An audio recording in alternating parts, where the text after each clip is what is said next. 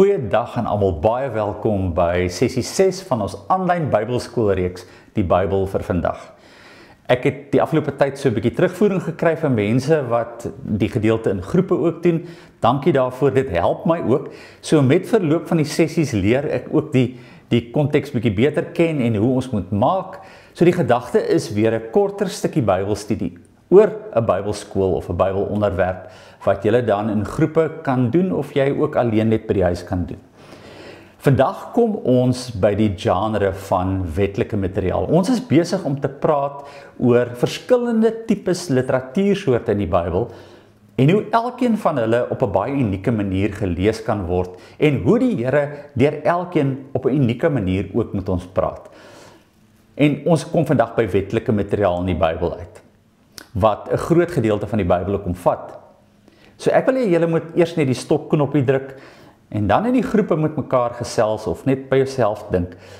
Aan watter teksgedeelte dink jy wanneer die woord wetlike materiaal in die Bybel by jou opkom? En kan ek vir julle vra dat julle praat oor wat is julle ervaring en ondervinding van hoe Christene hierdie tipe literatuur in gesprekke hanteer, in die kerk hanteer? Gesels vir 'n oomblik eers met mekaar daaroor. Ek is baie seker dat die algemene gevoel was, as ons oor wetlike materiaal praat ons oor die 10 gebooie, Moses, en die reëls wat hy daar van die Here ontvang het. Maar tog, buite die 10 gebooie is daar ook ander gedeeltes in die Ou Testament wat gaan oor reëls of wette of wetlike materiaal. En ek dink een van die tekste wat ons die afgelope 2 dekades sterk uitgehaal het en baie bespreking was onder Christene en baie konflik ook was en ongelukkigheid was, is die teks in Levitikus rondom homoseksualiteit byvoorbeeld. Mense gesê het, en dit raak bietjie verwarrend, sê, kyk, hier staan dit in die Bybel, hier, swart op wit, dis baie duidelik verkeerd. Maar dan begin jy ook ander gedeeltes rondom dit lees en dan kom jy agter, maar, o gats, hier's 'n klomp ander goed wat vir ons vreemd is. So ek dink ons uitdaging is dat ons dikwels 1 of 2 goedjies uithaal en iets van daardie gedeelte maak, terwyl ons die ander ignoreer. En die wetlike materiaal in die Bybel was nie bedoel gewees om gerangskik te word van die belangrikste na die minder belangrike nie. So hoe gemaak as mense dan nou sê, dit is die woord van God, en dat gehoorsaamheid gaan dat ons dit presies so moet navolg. En as ons dit nie doen nie, dan is jy nie gehoorsaam aan God nie, en dan praat God nie. Dit is eintlik baie meer kompleks as dit, want ons is gewoond om gedeeltetjies uit te kan haal en ander gedeeltes te kan vergeet. Op die einde moet ons ook hierdie wette in 'n groter prentjie verstaan as net die een teks in Levitikus wat byvoorbeeld goed sê. En dit gaan ons in 'n volgende sessie doen. So hierdie reeks is eintlik in 2 gedeeltes verdeel. Ons gaan ons kyk na Ou Testament wette en hoe het hulle ontstaan en hoe lyk dit dat jy net so 'n oorsig of 'n prentjie kan kry van watter tipe wette is in die Ou Testament en hoe jy dit moet hanteer en lees en verstaan. En dan veral dan nou die tweede sessie gaan juist meer oor die verstaan daaroor gaan. En dan gaan ons spesifiek praat hoe die wyse waarop Jesus en Paulus na die wet van Moses gekyk het. En dit is verrassend, want beide Jesus en Paulus het eintlik 'n sterk opinie ingeneem en is gekritiseer oor dat hulle baie van hierdie wette wat in die wet van Moses gestaan het, oortree het. Jesus se dood was 'n direkte gevolg van gelowiges wat ongelukkig was en gevoel het dat hy besig is om buite die wet of buite die riglyne te gaan. En hulle het hom van godslastering aangekla. Paulus se dood was direk gekoppel aan van hierdie wette, want hy het 'n klomp heidene in die tempel ingeneem en daardeur die reinigingswette oortree en sy dood is uiteindelik as gevolg hiervan. So dit mag klein goedjies wees, maar dit is verskriklik belangrik. Ons kan nie net die Ou Testament wette lees deur in die Ou Testament te lees en net na individuele tekste te kan kyk nie. Ons moet dit ook in 'n groter prentjie sien. Maar dit gaan ons dan nou oor 2 weke doen. En dan net 'n ander kwessie. Net soos by ons vandag was hierdie goed vir die vroeë gelowiges in die tyd nadat Jesus uit die dood uit opgestaan het, vir die kerk 'n geweldige uitdaging. het daar baie konflik ontstaan oor hoe hierdie wette geïnterpreteer en verstaan word, net soos wat in ons tyd. Maar dan moet ons die stuk wysheid hê, om nie in debatte en risies betrokke te raak, en mekaar te kan los, en ons eie kerke te wil begin, terwyl ons eintlik saam hierdie kwessies moet hanteer nie. En weer eens Jesus se gesindheid daaroor en ook Paulus se gesindheid daarvoor help vir ons om dikwels partykeer hierdie moeilike kwessies saam te kan hanteer. Maar kom ons spring in met die gedeelte oor die wetlike materiaal. Goed, so daar is nie net 10 wette of 10 gebooie nie. In die Ou Testament kry ons 613 wette. En ons noem hierdie wette die wet van Moses.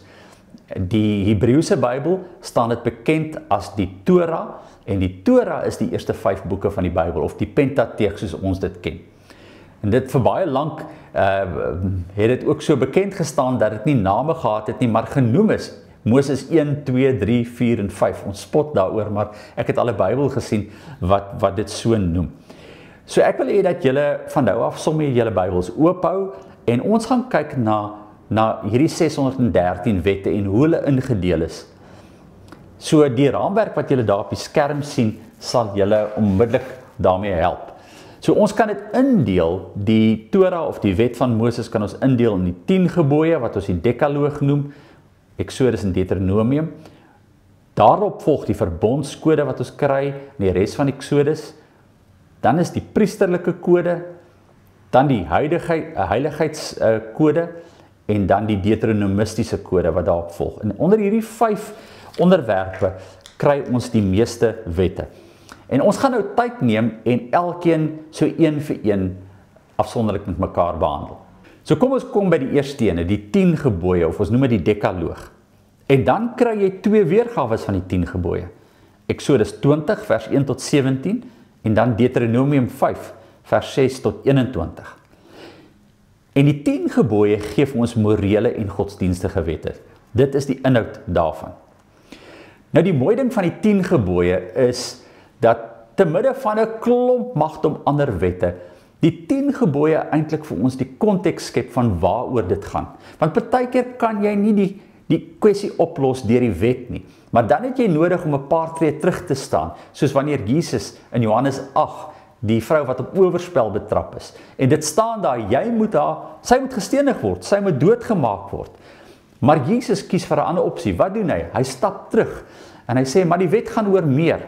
En wat die 10 gebooie vir ons help, is om te kan verstaan dat daar nie 613 wette is nie.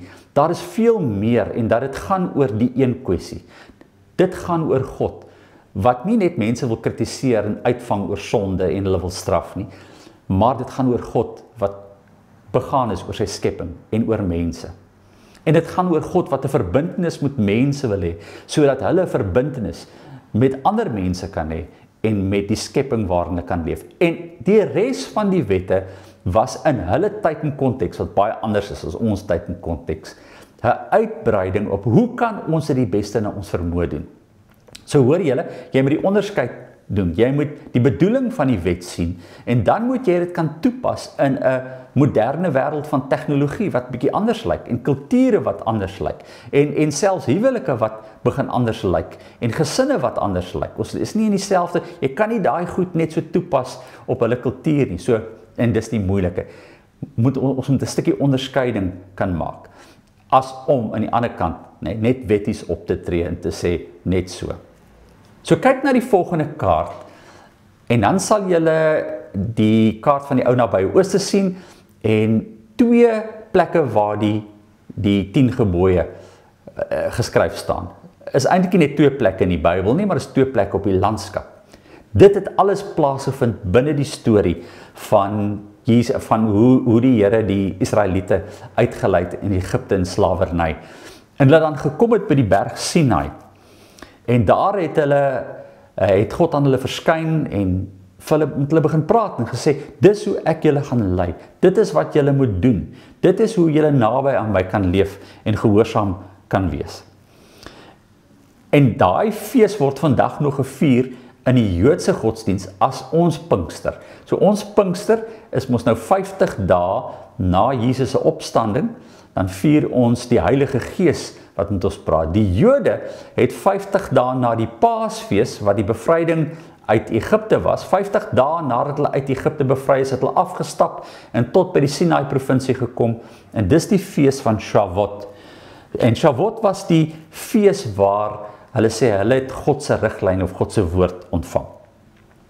En dan 40 jaar later, kom Moses dan by Berg Nebo, so Berg Sinai onder Berg Nebo. En wanneer hy hulle in hierdie nuwe beloofde land in moet stuur, dan sê hy Deuteronomos. Deutero is 2 en nomos wet. Dan herhaal Moses die wet, maar hy herhaal dit nie met 10 gebooie nie. Hy herhaal dit op 'n baie kreatiewe manier wat gaan oor hulle familiegeskiedenis. Dit gaan oor hulle ervarings die afgelope 40 jaar. En weer eens, jy sien nie die wette daar agter nie, maar jy sien die intensie van 'n God wat vir mense omgee. En wat kan gebeur as mense vir mekaar en die Here se skepping omgee? So kom ons gaan na die tweede gedeelte toe, en dit is die verbondskode. Ons kry dit in Eksodus 20 van vers 22 tot 23 vers 33. En julle kan daardeur blaai, daar's 'n paar interessante goed om te lees. Maar dit is allerhande siviele en kriminele wette. En as ons vandag daarna gaan kyk, dan kan julle begin agterkom, weer eens, hierdie wette staan in konteks met ander wette, wat vir ons baie vreemd mag voorkom. Soos byvoorbeeld, kom ons kyk net gou daar, Eksodus 21, gaan oor die kwessie van slawerny. Nou dink net gou, vandag is dit taboe om te dink dat jy mense kan as slawe kan aanhou en dat dit reg is. Ons sê nee, dit is totaal verkeerd, maar in daardie konteks was dit aanvaarbaar geweest. Wat die wet dan wil doen, is om dit so te reguleer, om slawe op 'n manier ook menswaardig te behandel, maar tog is dit tog baie streng. Want kyk gou wat hier oor staan. So die gedeeltjie oor slawe, oor beserings en beskadigings, dan lees ons Eksodus 21 van vers 15. Wie aan sy pa of ma slaan, moet doodgemaak word. Vers 16. Wie 'n ander ontvoer om hom te verkoop of hom in sy besit te hou, moet doodgemaak word. Nou, wat is slawerny anders as dat jy iemand anders van besit neem en jy verkoop hulle? So dit is al baie vreemd dat ons dit daar lees. En dan hierdie ene oor slawerny, wat jy net totaal jou kop laat skud.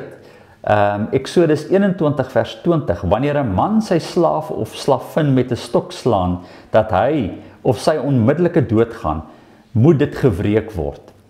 As so 'n slaaf dit vir 'n dag of 2 oorleef, is daar nie 'n saak nie, want die slaaf is die man se eiendom. So jy kom onmiddellik agter, ons het hier moet totaal ander goed te doen, wat nie van toepassing is op ons wêreld nie, maar dit staan in die wet, dit staan daar. En as ons dit wet hier so volg, is die vraag, is ons dan gehoorsaam aan God? Dan die ene oor diefstal, Eksodus 22. Hoorie, as 'n dief inbreek, daar 22 vers 4, as 'n dief inbreek en op heterdaad betrap word en doodgeslaan word, mag sy dood nie gewreek word nie.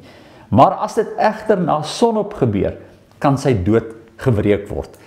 So waaroor gaan dit daar? So aan die donkerte kan jy nie onderskei het die dief 'n wapen nie, en daarom moet jy kan impulsief optree en jouself kan verdedig.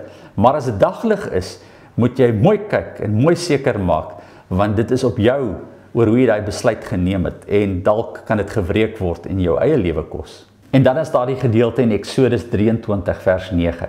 Jy mag 'n vreemdeling nie laat verdruk nie. Julle ken die lewe van 'n vreemdeling, want julle was selfs vreemdelinge in Egipte. En hierdie hele ding oor vreemdeling kom ook voor. So jy kry hierdie warboel van goed, en dan kies ons waarvan ons hou en waarvan ons nie hou nie. So nogal 'n uitdaging om dit te kan onderskei. Dan kom ons by die priesterkode. En die priesterkode is gedeeltes in Levitikus, en julle kan soontoe blaai, Levitikus 1 tot 16.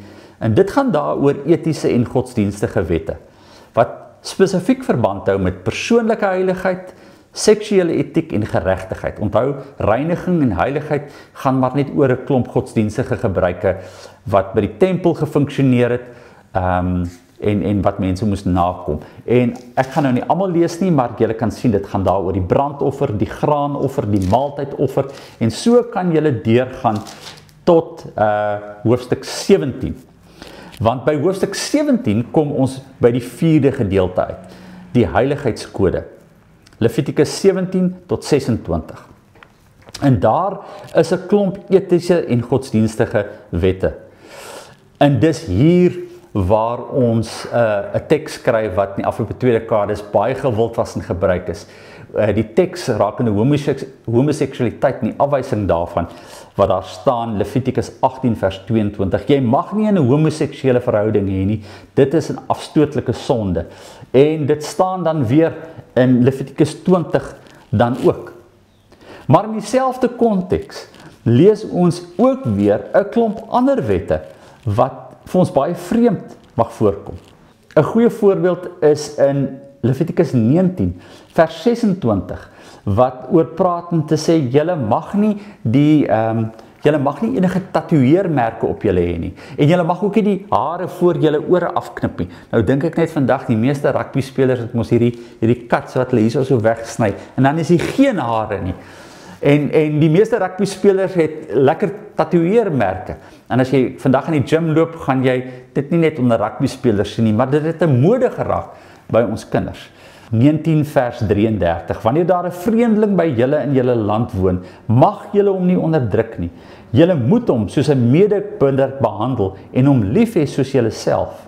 En dan weer, julle was immers ook vreemdelinge. En saam met hierdie klomp wette wat ons dan juis in die heiligheidskodex inkry, waar daar nie onderskeid gemaak is tussen dat die een belangriker as die ander is nie, kry ons ook hierdie reël in Levitikus 21 vers 17. Geen een van jou nakomelinge met 'n liggaamlike tekortkoming mag ooit 'n offer aan God bring nie. Geen persoon wat 'n liggaamlike tekortkoming het, mag offer nie.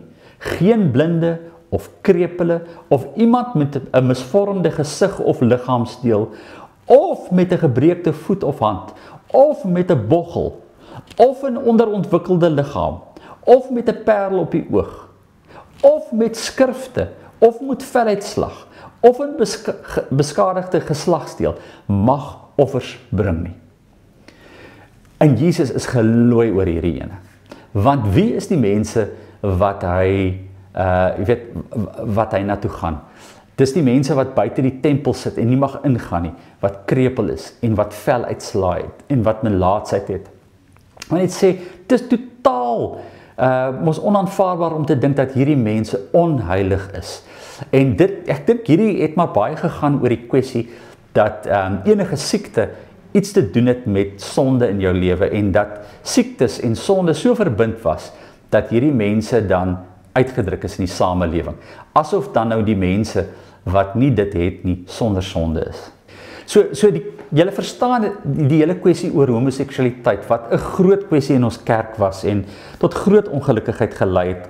Mense sê dit staan dan daar. Wat doen julle daarmee? En dan moet jy eintlik sê, wel, as ons na hierdie heiligheidskodex kyk en ons kyk nie net na die homoseksualiteit ene nie, maar ook na die ander, dan gaan dit baie duidelik hier oor iets anders. Dit gaan oor dat daar gereageer word op probleme wat uniek was aan die konteks van Israel. En daar word gedink dat baie hiervan, omdat dit oor die heiligheidskodex gaan, rondom die kultus, rondom die godsdiens gaan, en dat die kwessie wat hier aangespreek word, waarskynlik ook manlike tempelprostitusie is, waar nie gepraat word oor seksuele oriëntasie nie, of oor die huwelik nie, en oor liefde nie, en die trou daarbinne nie. Dit was nie die kwessie gewees nie. En terwyl ons op die onderwerp van huwelike ook is terwyl al hierdie wette geskied het teen die agtergrond, nie van hoe ons vandag oor huwelike dink nie. Want in daardie tyd was polygamie ook aanvaarbaar gewees. Een man kon meer as een vrou gehad het. En Moses het 2 vroue gehad. En Abraham het 3 vroue gehad. En koning Dawid het 8 vroue gehad. En dit lyk my het word so meer met tyd, want koning Salomo het 700 wettige vroue gehad. En saam met dit het hy nog 300 byvroue gehad. 1000 vroue gehad. Dis 'n totaal ander konteks. En daarom is dit regtig belangrik om dan nie individuele tekste te gaan uithaal en iets daarvan te maak wat dit net nooit bedoel was om te maak nie.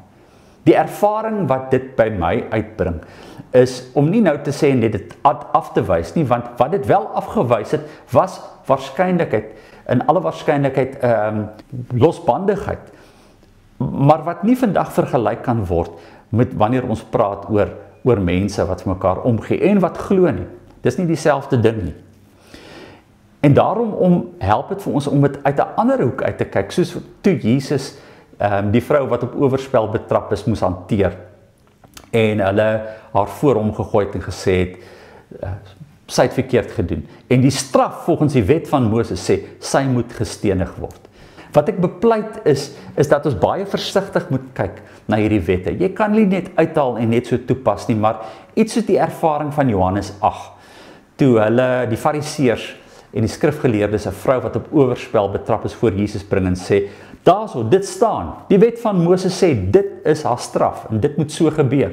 En dan wat sê jy? En dan gaan Jesus, en hy hak nie vas by die sonde nie, maar hy hak vas by God.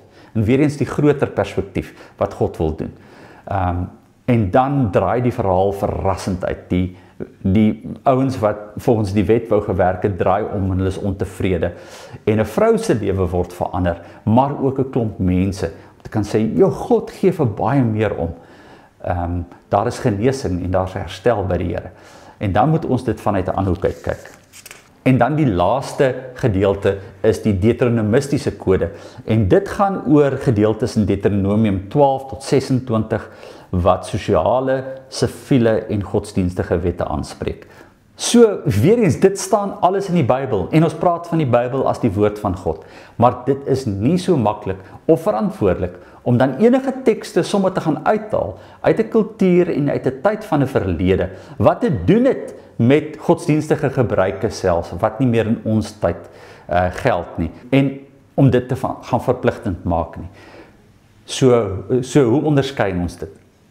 Ons onderskei dit op 'n breër manier, op 'n ander manier, deur die res van die Bybel te gaan kyk, en te gaan agterkom wat presies gebeur het, toe Jesus hierdie kwessies hanteer het. So volgende week gaan ons daarna kyk, en veral Paulus hantering daarin, maar net ter slotsom van die 613 wette. Weet julle self, die 613 wette was nie vir die mense so duidelik gewees nie.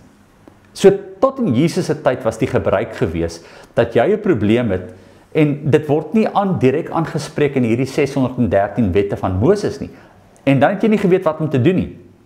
En dan was die gebruik, dat jy na die tempel in Jerusalem toe gegaan het, en dat jy 'n geleerde soek, 'n rabbi, wat geleer het, soos wat Paulus 'n geleerde was. En dan moes hierdie rabbi jou help om te kan onderskei. Die rabbi moes dan 'n beoordeling maak, waar val jou situasie ten opsigte van hierdie 613 wette. En dit is presies die konteks julle wat ons so baie keer kry, wanneer ons in die evangelies lees, dat mense na Jesus toe gebring word, en die fariseërs hom vra, en wat sê jy oor hierdie kwessie? Wat is jou interpretasie van die wet van Moses? So kom ons doen net 'n opsomming. Mens sou die wetlike materiaal, terwyl daar 5 afdelings is van kodes, tipe wetlike kodes, sou jy dit in 3 groepe kon verdeel. Die eerste groep is morele wette, waarvan ek dink die 10 gebooie dan die meeste daarvan opsomming. Dit is 'n groter opsomming van 'n God wat vir mense omgee en vir die skepping omgee, en wil graag hê dat mense getrou aan God en sy hart moet leef, om ook te kan omgee waarvoor God omgee. In daai proses, julle praat ons van, so wat beteken dit om heilig te lewe? En heilig beteken nie dan, dat jy net sekere kosse mag eet nie, en dat jy net sekere tipes klere mag dra nie. Heiligheid gaan oor meer as dit. Heiligheid gaan oor 'n lewe wat getransformeer word, heiligmaking, wat uit sonde en skuld kan leer en getransformeer kan word, oor wat is die wyse ding om te doen. En ons gaan by wysheidsliteratuur ook kom. Die wyse ding om te doen, word dikwels nie in 'n wet omskryf nie. As ons by wysheidsliteratuur kom, gaan julle sien, daar is geen wette daar wat ons daarin kry. Die tweede gedeelte is seremoniële wette. En dit het gegaan oor reinheid, oor kos, oor klere en gebruike. En hierdie kwessie was 'n groot kwessie in die vroeë kerk. Soveel so dat hulle eerste synodesitting moes gehou het. En as gevolg daarvan moes hulle 'n beoordeling maak oor watter kossoorte jy dan kan eet of nie kan eet nie en hoe ons moet maak. En dit het so 'n klomp ongelukkigheid by mense gebring dat mense gegaan het en maar net ook hulle eie kerke gaan stig het om voort te gaan om nie varkvleis te eet nie, terwyl die ander varkvleis eet. So dit was baie van toepassing gewees, veral op die Joodse tyd en die Joodse godsdienstige omgewing van aanbidding. Maar Jesus kom vervul die seremoniële wette. En daarom is daardie seremoniële wette nie verpligtend vir ons tyd nie. Die derde een is siviele wette. En daai siviele wette het baie rondom gegaan, rondom die konteks van die ou nabye Ooste en hoe hulle regerings gewerk het in daardie tyd. En ons is glad nie meer in daardie bedeling nie, ons werk nie so nie, so ons pas nie meer daardie reëls en wette toe nie, maar die beginsel daar agter is nog van groot waarde. Soos byvoorbeeld, as jy in jou land is en jy 'n gat grawe en dit staan in een van die gebooie, moet jy altyd die gat toegooi en nie daardeur kan toelaat dat iemand daarin val en beseer kan word nie. So, hoe onderskei ons dit dan alles? Ek wil hê julle moet vir 'n paar oomblikke net weer die stopknopie druk en met mekaar net gesels oor waar hierdie paar gedagtes julle laat.